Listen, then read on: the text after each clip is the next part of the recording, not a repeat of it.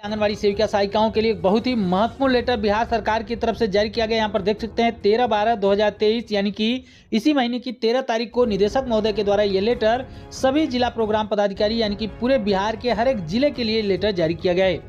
इसका महत्वपूर्ण विषय आप देख सकते हैं कि हड़ताल अवधि में सेविका सहायिका की चयन मुक्ति के उपरांत रिक्त आंगनवाड़ी केंद्रों को नजदीकी आंगनवाड़ी केंद्र से टैग कर संचालित करने के संबंध में, जैसा कि आप सभी को पता है कि पूरे बिहार में 20,000 के आसपास आंगनवाड़ी सेविका सहायिकाओं को चयन मुक्त किया गया है। तो लगभग 10 से 12,000 के आसपास आंगनवाड़ी केंद्र ऐसे होंगे जहां पर आंगनवाड़ी सेविका सहायिकाएं नहीं होंगी, और आंगनवाड़ी सेविका सहायिकाएं नहीं होंगी तो आंगनवाड़ी केंद्रों का संचालन नहीं हो पाएगा। ऐसी स्थिति में यह लेटर जारी किया गया है कि जिन आंगनवाड़ी केंद्र की सेविका सहायिकाओं को चयन मुक्त किया गया है, उनकी सेविका सहायिकाएं नहीं हैं, आंगनवाड़ी केंद्र बंद चल रहे हैं, उसकी वजह से तो वहां पर नजदीक के जो आंगनवाड़ी केंद्र हैं उनसे इन आंगनवाड़ी केंद्रों को जोड़ा जाए ताकि वहां की सेविका सहायिकाओं के द्वारा आंगनवाड़ी केंद्रों का संचालन किया जा सके। आगे लिखा गया है उपयुक्त विषय के संबंध में कहना है कि हड़ताल अवधि में आपके जिला के अंतर्गत विभिन्न बाल विकास परियोजनाओं में जिन आंगनवाड़ी सेविका सहायिकाओं की चयन मुक्ति की गई है उनके केंद्र संचालन संबंधी किसी भी प्रकार का कार्य नहीं लिया जाए, यानी कि जिनको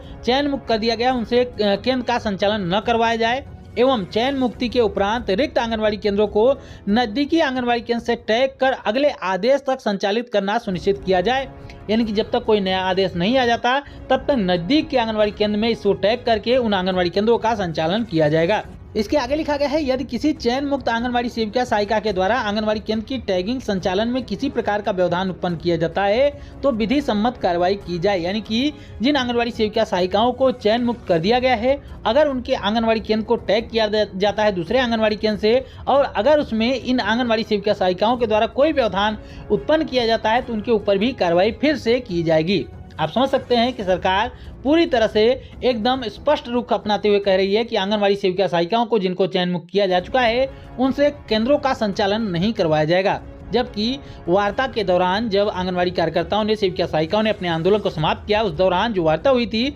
उसमें एक बात यह भी हुई थी कि आंगनवाड़ी सेविका सहायिकाओं को जिनको चयन मुक्त किया जा चुका है उनका पुनः काम पर वापस लिया जाए और आंगनवाड़ी बहनों की मांगों को पूरा करने का आश्वासन तो दिया ही गया था। लेकिन हड़ताल के समाप्त होने के बाद भी अभी तक न तो आंगनवाड़ी सेविका सहायिकाओं को पुनः काम पर वापस लिया जा रहा है, इस तरीके का आदेश भी देख सकते हैं कि कोई संकेत नहीं मिल रहा है कि आंगनवाड़ी सेविका सहायिकाओं को काम पर वापस लिया जाएगा। इसके अलावा उनकी मांगों को तो अभी भी कोई पूरा करने की बात भी नहीं चल रही है। तो इस तरीके से बिहार में आंगनवाड़ी सेविका सहायिकाओं के लिए आदेश जारी किया जा रहा है।